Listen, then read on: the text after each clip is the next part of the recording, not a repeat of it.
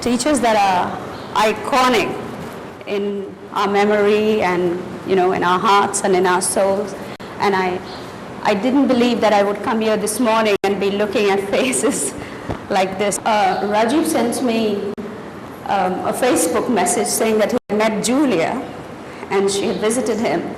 And she said to Rajiv, you know, I remember Jillian, give her my love and tell her that I remember that she had beat me in long jump, broad jump.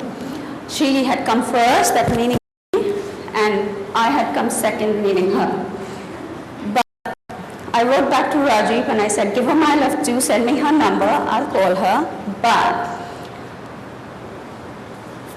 you know, from the fact that I had beat her in anything could never be true. And that is the truth on my side, because to be honest, I was good at nothing. I really wasn't. I did not win any broad jump or high jump or long jump, ever. I never won a single race in the school. The athletes are actually right here, not here. Yeah. My elder sister was a great athlete, in the same category as some of the girls we have here, but never me. I was always put in the relay as the third runner and warned that, look, if you lose us the relay, you better run off the field and never come back, because that's how slow I was. I just couldn't do it. My mom was very, very friendly with the PT mistress at that time, Mrs. O'Connor. They actually they went a long way back, their friendship, so she was very good friends with her, and because of that, when the girls used to be, you know, lined up to jump on the sandpit that was just in front here, the girls used to be given 3 chances, right, to get it right. I used to be given about 9. Yeah, but I can tell you, even if she put me at the edge of the pit, I still wouldn't have made it, because I never made it. I never made it. I was too nervous to jump. So every time I got to the end of the pit, I ran across. And every time she would say, Haslam, can you not just try to jump? And I used to say, I'll try again. And she used to say, okay, go on now, get some water and come back after a little while so they'll forget that you had chances. They'll try again. I never won anything. But the reason for that is what I'm going to talk to you about today. The reason for that, as some of you have read the article, that we came from an extraordinarily poor background. I always use the quote that I love very much, and I'm going to start with that today, and it goes like this. I was a beggar by the corner, whom no one gave a dime, but today I read and write and speak because someone took the time, right? And I say that because 2 siblings who were born before me didn't make it. They passed away due to poverty and malnutrition. 2 siblings after me who were twins met the same fate. And a 5th sibling, who's today thankfully married in Australia and who actually topped a university in London, and her picture was on every tube and every bus, was from this school too. When we were born and when we were growing up, we were homeless. We stayed behind people's houses, on their verandas, under their steps, and wherever my mom could find a place for us. Soon after, we got very ill of living, you know, on the streets and under the steps, and I'm not sure if any of you have looked at the cover of my book. It's everywhere on Google, on websites and things like that. You'll see that I've put a picture on the cover of my book, which is actually our first home. Our home under the steps with my little sister Vanessa, me and my mom, right there. When we got ill of remaining and living on the streets and in those lanes, we actually were put with a very old lady who, you know, because of her age, she was a bit senile, and she discovered that I was very scared of cockroaches. So I saw a cockroach come over her floor once. Being very tiny at the time, I was very scared. So she discovered that fear, and every evening she would take me to one of her toilets, you know, the Indian style toilet, and she would open the door, show me thousands of these flying cockroaches, put me in, close the door and put off the light. Every day, for months. After some time, my mom took us back after months and months of enduring this. So you can imagine what poverty had done to us, what dehydration had done to us, what malnutrition had done to us, and what that trauma had done to me in particular, right? With that in mind, my mom approached many schools and said, will you take them in, will you help me? No school would take us. A, we were very poor. B, we were just not the kind of kids that any school would just take in just like that. We were not rich, we didn't have any political background, we never had money, we had nothing, right? So my mom approached this school. And with no questions asked, they just took us in, straight away, right?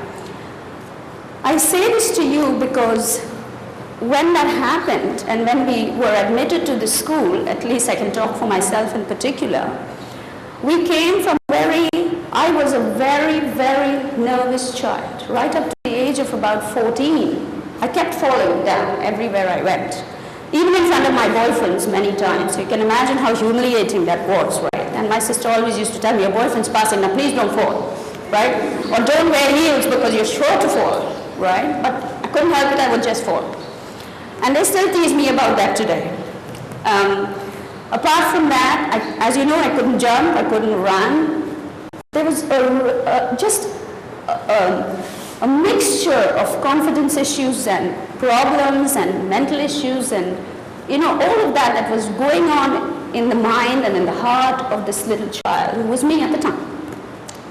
But when I came to the school, I saw that the teachers, the matrons, you know, I'm not sure if any of you know this, but apart from you seeing a poor child with yellow collars and maybe a torn shoe or, you know, a sock where the elastic's gone loose, or the tunic where your hem is hanging, behind all of that, lies a child with a lot of potential. But on the surface of that, there is also a lot of complications. Like, for example, a malnutrition child will be very slow to learn. What a child would get in 3 times of your teacher teaching you, we wouldn't get in 20 times, really. We would be so slow, right? We would have wounds that would never heal, right? We would have, you know, just whole string. If you just go onto Google and just type in symptoms of malnutrition and you would just see it's a whole range of issues. If I went through what we went through in the UK, I would have probably been, me and my sister would have probably been put in a school for slow children and slow learners and mentally disabled children and all kinds of things, names they would have given us. But this school, honestly, took us in, motivated us. You know, it's like the girls in the school used to see our yellow shoes and our torn shoes and socks and whatever. But the teachers didn't see that. The matrons didn't see that. They saw the life within. They saw what was happening inside. And they did something to me that actually made me who I am today, truly. You know, they would give their time, and that's why I used that quote in the beginning of my speech, that, you know, when we were very slow and we wouldn't get it, we would still sit there with our mouths open like, are you going to show it or say it again? No, she's not going to say it again. All right. But they would see that and they would say, okay, Haslam sister, stay back after school. And they would give us that extra time to teach us and to wait for us. They would say, come in early. Sometime my mom couldn't even afford a pencil for us. And they would say, okay, Haslam, pick up that pencil. Actually, the teachers put it there because she wants to give us a pencil, you know, or a free rubber. There were so many matrons like, you know, Auntie Godot, Auntie Eversley, Auntie Coates, Auntie Williams, Auntie Dias. You know, I remember throwing myself down near the hospital on the floor when my mom was bringing me back to school. I remember throwing myself down on the floor saying, you're not going to take me back because I don't even have a tube of toothpaste. How am I going to face my friends? I don't even have anything and you're putting me back to school with nothing. And my mom said, look, You're going back to school. Decision made, if I have to drag you, I will drag you. So either get up and walk or I drag you. And many times my sister Vanessa said, well, then drag me. And she was dragged right down, put back in school. And I would say, Vanessa, get up. And she would say, no, I'm not going. You know, she doesn't understand how humiliating it is. But my mom did that. And the matrons saw that. And the teachers saw that. And without any problems, without asking any questions, they knew that we were suffering inside from so many complications, as well as not being able to afford anything, you know. So they made, you know, in the morning we would go around to the girls saying, do you have a little toothpaste, please, anybody? And say, no, no, no, can't give. And some matron would come up and say, Haslam, on my chest there's a tube, go and get it. And somehow we would get it, you know, and we survived. You know, what I want to say, of late I've been reading on social media, etc., that, you know, we won this international award and all of those comments and things that have been happening. I've been so busy to really get involved, but I was very glad that I was coming here today. Just to say this to you as students of the school, that, you know, there are pageants for Miss Universe, Miss World, Mr. Universe, and everything else. But tell me, have you ever heard of a pageant for the soul? You've never heard of that, right? So who are the leaders really in our world? Yeah? Can some of you name some leader? Do you know the name of any leader on our planet? Mahatma Gandhi? Very good. Nelson Mandela, Princess Diana. These people are true leaders because they are not in the business of gaining or getting any award. They are in the business. You know, when I was doing my business entrepreneurial course, I was taught you need to niche your business right down to, Jillian, what is it you really do? You can't say, I can do this and I can speak, but I can train and, you know, I think I can be a teacher and I can be a banker and I can be everything. You know, you really and honestly want to be everything, but you can't. These leaders are in the business of one thing, changing lives. And there is no pageant for that.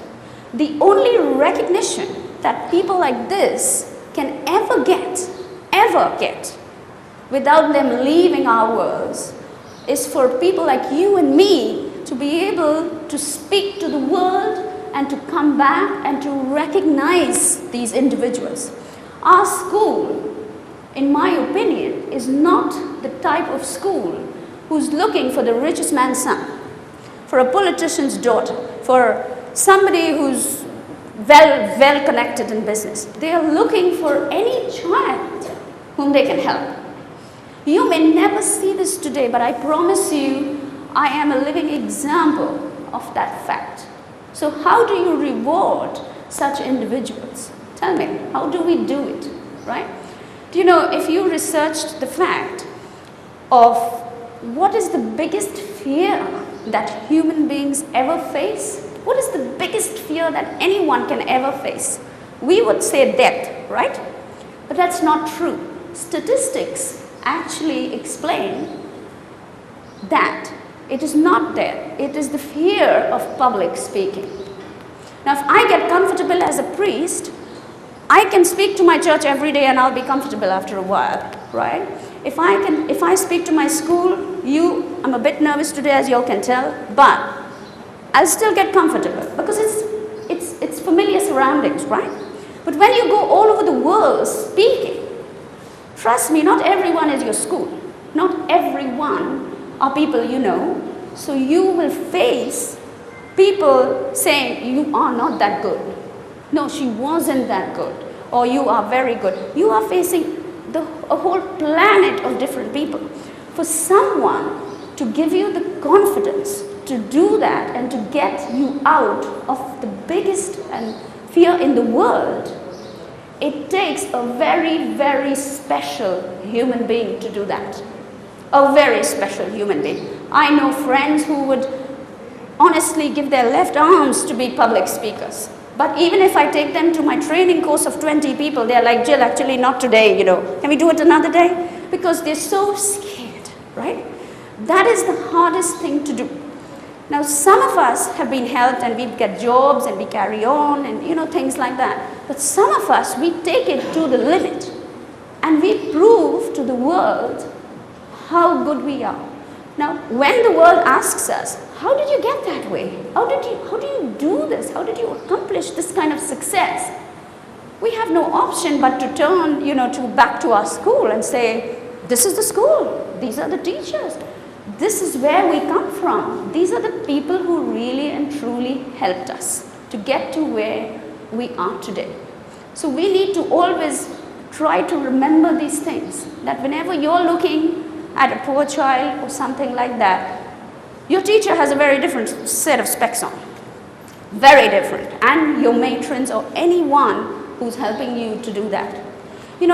I go to so many schools to speak and universities, and I see that the problem that exists between the kids today is the kids who can afford nice things, proper things, good uniforms, proper books, whatever, they actually don't look at the poorer kids in that way. They look at the kids as, look, I've got this really great skirt, or I've got this real great, hairband, or I've got these very great, when we come for a party or our socials or our get-togethers, who's dressed the best? Me, because I've got, something branded on.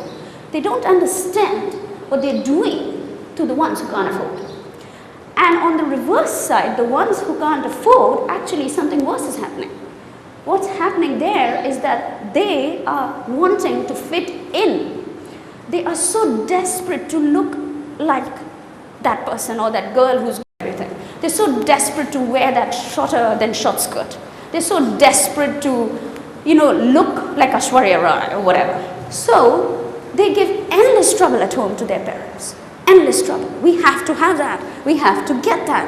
I don't care how you get it, but get it, Or they will steal, or they will lie, or they will do anything. And if they can't get that, then they will come to school and they will compete and compete and compete, but in the wrong way. We have to understand competition.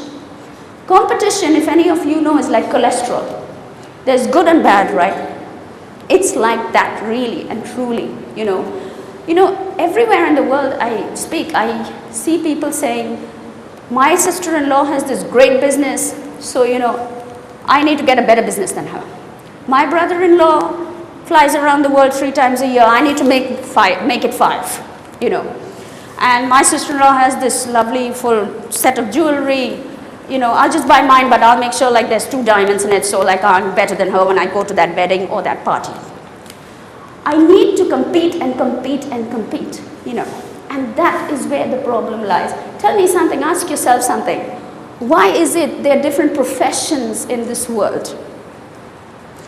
Why is it all of us don't become doctors? Or all of us don't become teachers? Or all of us don't become authors? Because God has made a reason for that. We are all different in our own ways. We have something special. Something very, very special about us. We just need to find that strength and that speciality and work on only that.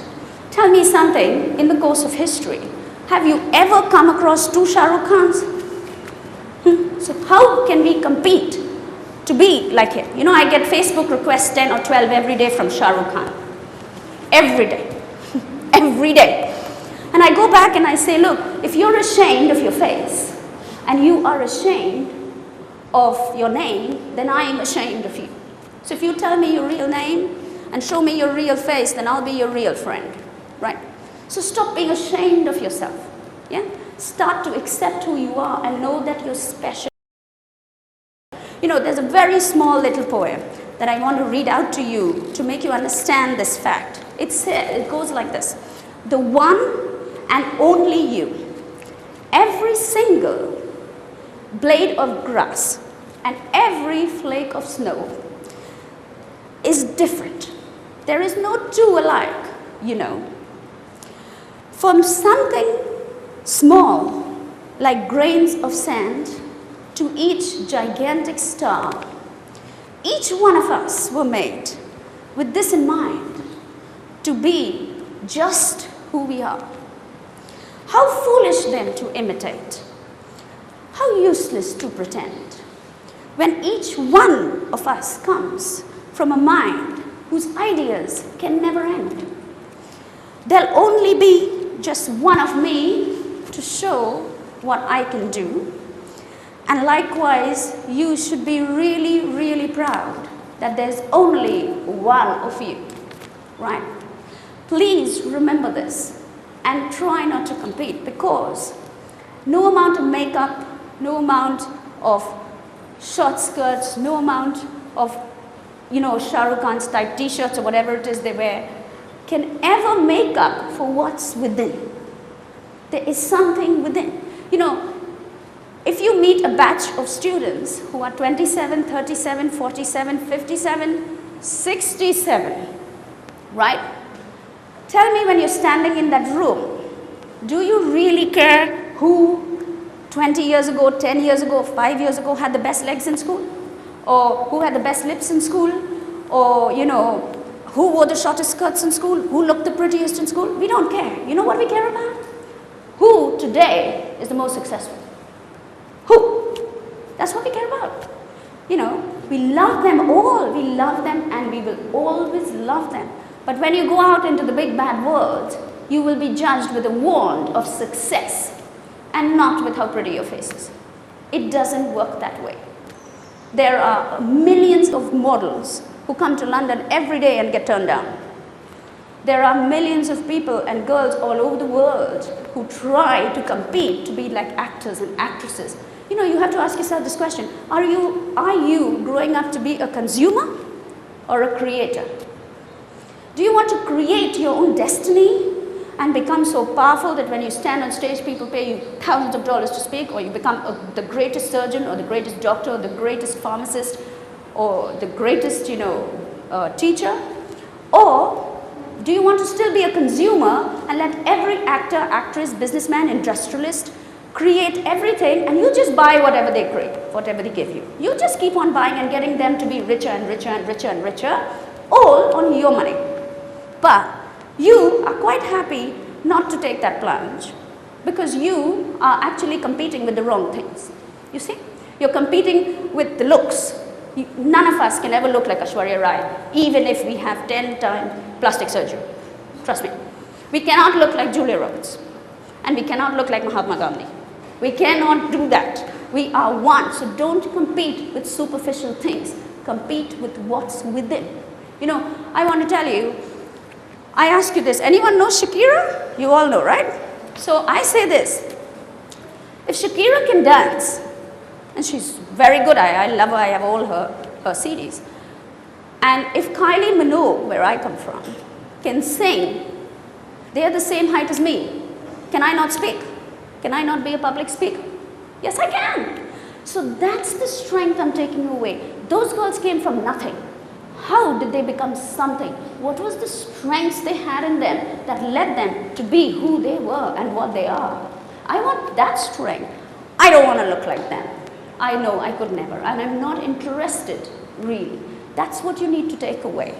I want, when I wake up in the morning every day, I want you to just take a look in the glass. Just take a look in the mirror and call it your glass. And think, of these lines. You can fool the whole world, down the pathway of life and get pats on your back as you pass. But sooner or later, you will face heartache and tears if you continue to lie to the guy in the glass. So don't lie to the person you're looking at least don't do that, I want to wake up in the morning and know that from where I've come and having nothing, I want my teachers to be so proud of me that they invite me to my school to speak. Oh my God, it's like a dream come true. I want my parents, God bless their souls, wherever they are, to be proud. I want my sisters to be proud. I want my family to be proud. I want my friends to be proud. I want everyone I liaise with to be proud of me. I want them to know we helped that child in school, and you know what? she was worth it. She's worth every bit of energy, time, effort, whatever we put in. Our matrons used to actually go out of the gate and buy toothpaste and stuff for us with their own money and bring it in because they couldn't take it from the school store. We knew that, but I want them to know that she's worth it. So thank you very much for your time. All right.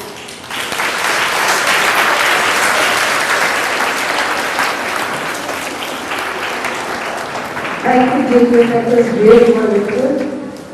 Jillian has authored many books.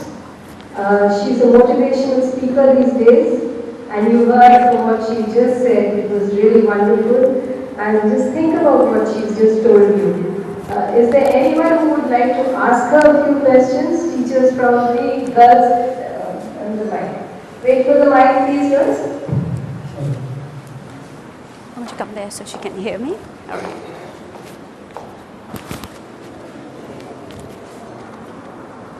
Hello. Hello. Good morning, ma'am. Good morning. Ma'am, before I ask my question, I'm really proud to be a part of this institution which has made people like you. I'm really proud that you've come to school to talk to us about few things and which has really motivated me. Now, coming to my question. Ma'am, you spoke about competition. Yes.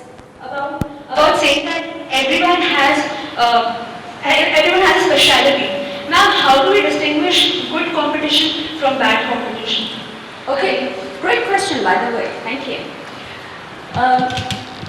So good competition is somebody who competes on sports day or at the Olympics, right?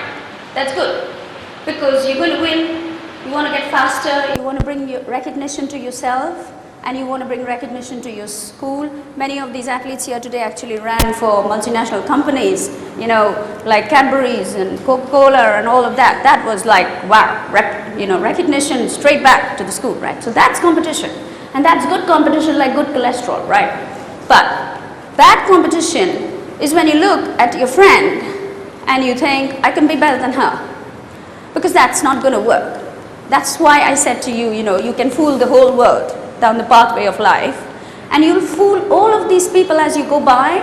You can fool your parents, all your students say, oh, you look very nice today, and oh my, what legs, and oh, what lips, and oh, all right. But only short-lived. It's short-lived, right? And sadly enough, everyone will give you pats on the back and say, great, very good, whatever. It's the wrong type of pats that you're getting. You have to realize that, right? So when you see a girl looking really nice, of course admire. Yes, she's nice.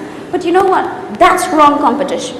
Because you don't have to be wearing that same outfit or the same makeup or the same shoes to actually know that within me, I have this very special thing.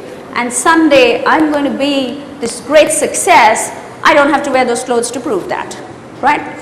We used to run around via tailor shops all over the slum where we lived. And we used to gather these little pieces of cloth, that the tailors cut shirts and trousers and they leave it around. We used to bring all those little rags back home to my mom in little bags. And she used to stitch these quilts, these patchwork quilts that you get, right? And she used to stitch us these little coats. And the first time we wore the coats to the school, many kids said, well, where's your full blue coat? Don't you have a blue coat?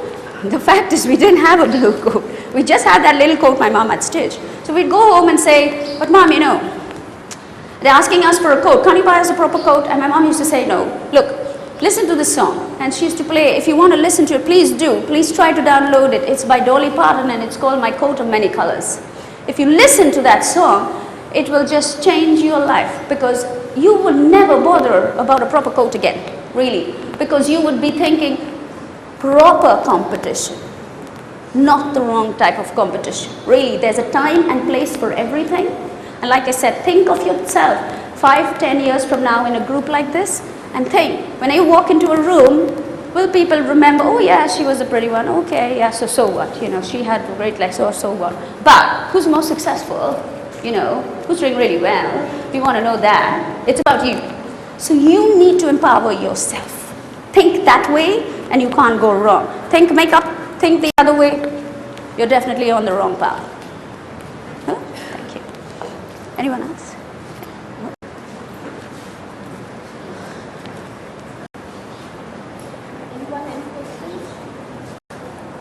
there anyone else who would like to say? Teachers, if you would like to say, come up and say something.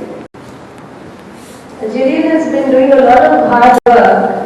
It's not only that she's all over the world and she moves around, but there's a lot of social service which she does. And she organizes blood donation camps and things like that. So if there's any way we could help you, Jillian, with your work, and we'd be only too willing because of ours. Yes.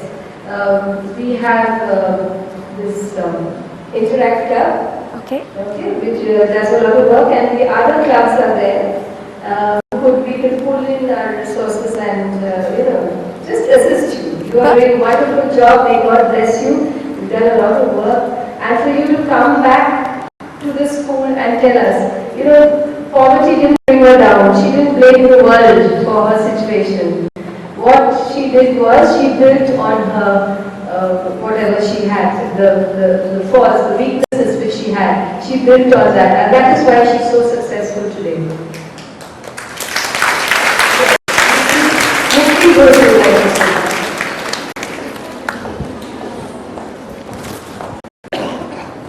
Good morning, girls. Good morning, ma'am. And good morning, Jillian. Jillian was a very good girl when she came here. Very tiny she was. And as she says, that poverty had made her thinner, tinier, and very weak. But the lesson that she gives you girls is that with poverty and with the background that she's from, maybe she's a very successful girl, but she does not have a big head for herself. That is the lesson which is for you girls today. Today what she said, that the competition is between the things you have and have not. There are many girls over here who don't have the things that all of you have. Or there are girls outside also who don't come to a school like this. She falls back over here. She's come back over here. It's a wonderful feeling. I was here when she was a little girl. I was here. Ma'am was here. There are some other teachers also over here. What is the best thing about it? What did you learn, girls, from this? Can any of you tell me? What did you learn from Jillian? Can any of you tell me? Stand up. One of the senior girls can definitely talk. Yes. Kritika, why are you? Come on, Kritika. I read about your article, and I was very much inspired, and possibly met the sister which she read your article, and I actually respect God, and the thing that I learned from it is that you have to be, if you are strong, if you determined, do whatever you want, and thank you so much, Jillian. I actually love your work. I love you too.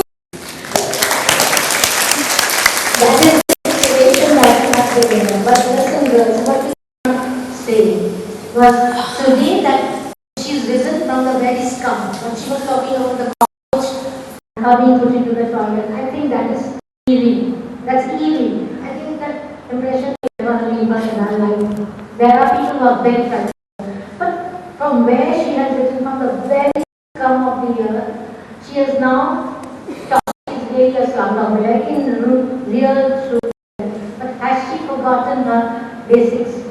Has she forgotten her grassroots? Yes or no? No. That's what I'm trying to tell you. Don't forget. There are many who cannot afford. There are many who don't have things that you have. Appreciate that and appreciate those who don't have. Please help them. Please help them. Don't sit down and say that if a child no, I'm not giving you. Please, girl, this is the lesson that you should learn from Jillian. And you will be achievers. And that is what we are. We are selling dreams. Take the dreams, be achievers, work hard, and be like Jillian. Take her as your sample today. She is a St. Thomas saint. Thank you. Thank you for coming to our school and inspiring our children. You have really motivated the children, and I must say that you have filled their heart with that. All of us have an inner self, and we must listen to our inner self. Instead of the outside world, what we actually see is not always the truth. We must ask what she said. When you look at the mirror, ask what you are, and what you do for yourself.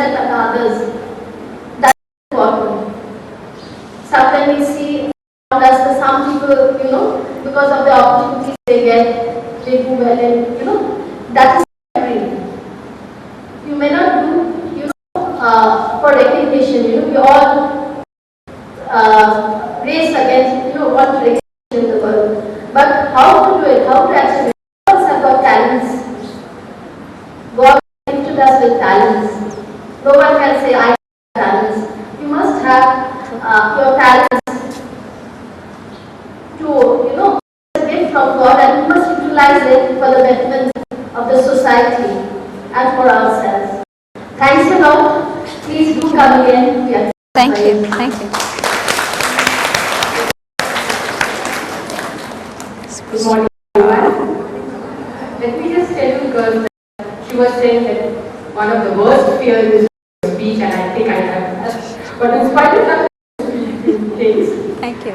standing on the scene and listening to Jillian, let me tell you, girls, I was really proud that I was one of the teachers who was there when Jillian was in school. And when I didn't teach her directly, and when I was coming here, I had that fear that maybe she will not recognize me because I didn't teach her directly, but I know her husband sisters, they are so famous here. When she came here, she saw my face, she said, yes, I know you. Of course. And she shook her hands with me. So it's very, very encouraging for me. And all the other faces also, those who are sitting here, maybe when ma'am called out their names, I just remember yes, Julia, they were all here when I taught them. I know Jillian, I know her as Jillian's mother, her daughter was here in the school, Miss Eversley, Mrs. Williams, Mrs. Dias, the matrons also were here. And that time I used to stay in this campus, so we used to have duties, hostel duties. Now the teachers are not there, so in turns we used to have duties, and we used to come and spend the day with the boys, right from the morning breakfast, before that prep time, prep time, breakfast, lunch, again prep, night prep. So I remember those days are coming back to me, and I'm really feeling proud sitting here today. Thank you so much, Jillian. It's been a pleasure. It's been a pleasure. Hi, thanks Jillian for the wonderful speech, and thank you Ms. Ms. Gonzalez, Ms. Kumar for inviting us all here. Now, as an ex-student of the school, very naughty, always in trouble in the school. I think I spent more time out of the class than inside. But still, as the school still have total respect for my teachers, we wouldn't be standing here today if it wasn't the teachers. And we have teachers coming up, right? Fifth. I hope you girls have something really special planned. Great. Because we'd like to thank our teachers for making us who we are today. We wouldn't be here if it wasn't for them. Thank you so much.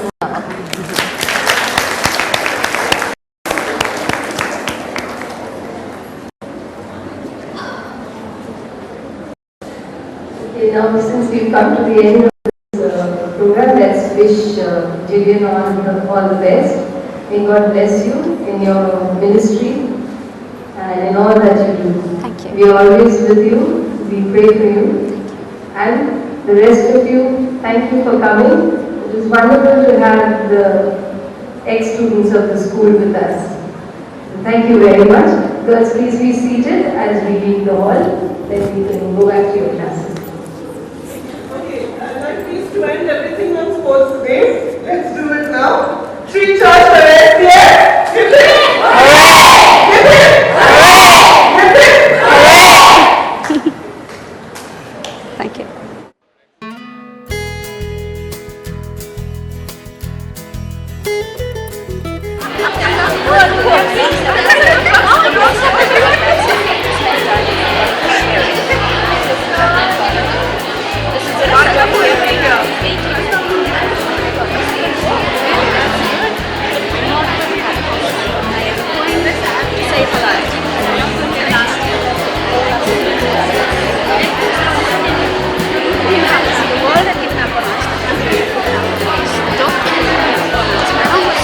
She had given out all the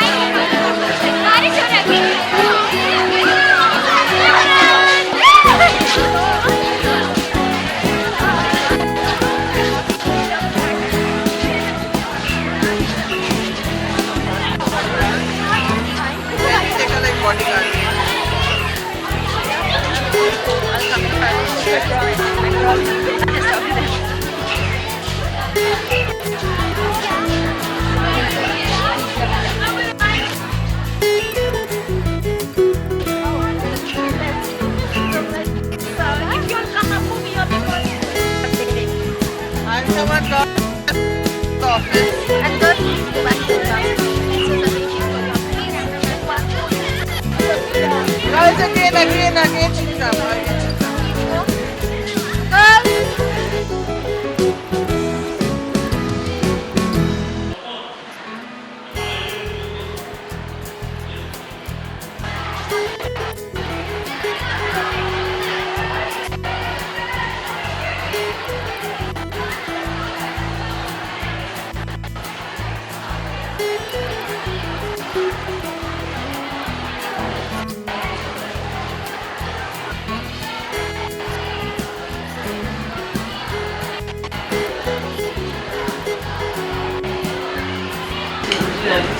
Girls.